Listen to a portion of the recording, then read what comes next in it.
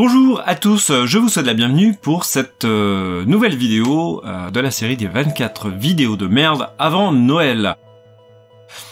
Aujourd'hui on cause enceinte, et en particulier enceinte de monitoring.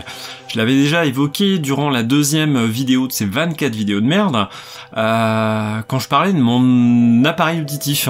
Et je disais que ça avait changé beaucoup de choses pour moi, et notamment je pouvais profiter beaucoup plus de ces types d'enceintes. Alors d'abord, c'est quoi des enceintes de monitoring?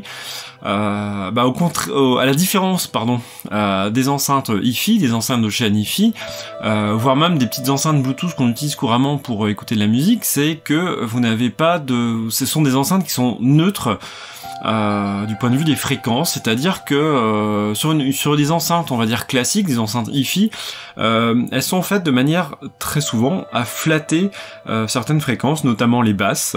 Alors c'est pas toujours le cas, bien sûr, hein, mais puisqu'il y a des enceintes différentes, enfin de différents profils, mais c'est souvent le cas parce que les basses, beaucoup de personnes aiment bien les basses, et c'est bien quand les basses sont mises en valeur, ça donne tout de suite de la puissance, ça donne de la présence, etc. Donc c'est agréable.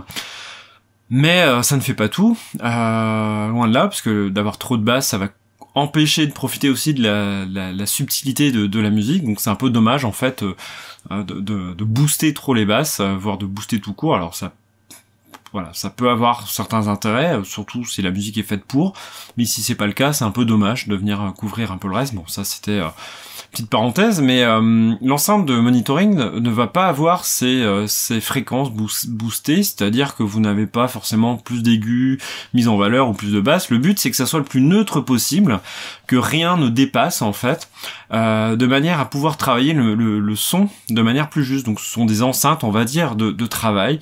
Ça va être très important, notamment pour faire du mastering ou du mixage, d'équilibrer les instruments, parce que il est évident que vous avez toujours, évident, non, c'est pas forcément évident, mais vous avez toujours fréquemment des instruments qui vont chevaucher plus ou moins au niveau des fréquences. Vous allez avoir des instruments qui vont avoir des fréquences communes, et souvent ça va peut-être se brouiller un petit peu dans le mixage. Donc le jeu derrière va être le travail va être de rééquilibrer tout ça, de descendre un peu les basses sur un instrument qui va pas forcément avoir besoin de ces basses-là, de façon à mettre plus en valeur les basses d'un autre instrument.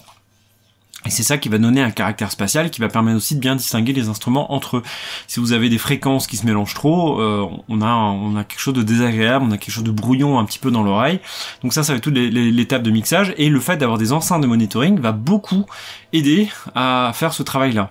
Alors il n'y a pas que ça qui rentre en compte, mais n'empêche que ça peut être un bon prétexte, et puis c'est aussi un moyen d'avoir une bonne stéréo, d'avoir quelque chose de neutre, et puis d'avoir quelque chose qui va être plus facile à équilibrer. Donc voilà pourquoi j'utilise des enceintes de monitoring.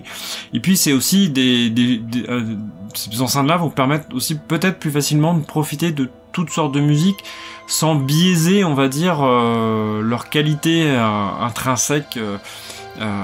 Notamment quand un compositeur aime jouer sur les aigus, vous avez les basses qui sont boostées, c'est un peu dommage parce que vous allez perdre une grande partie. Alors certes c'est flatteur, hein, mais vous en perdez une grande partie, voilà. Évidemment en quelques minutes j'ai pas tout dit sur ce qu'on pourrait dire, mais je pense que ce sont les principales motivations.